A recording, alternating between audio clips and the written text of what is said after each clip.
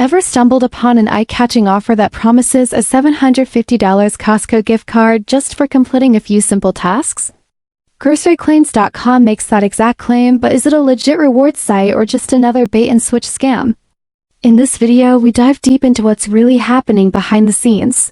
And while the site doesn't scream scam at first glance, there are several major concerns you should be aware of before handing over your personal information.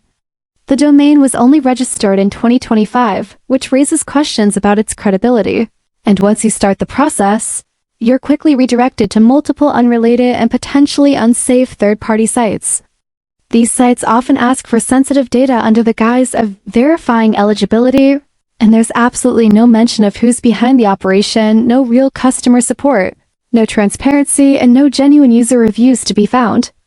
It also falsely suggests high engagement, but a closer look shows zero real feedback or proof of anyone actually receiving the gift card.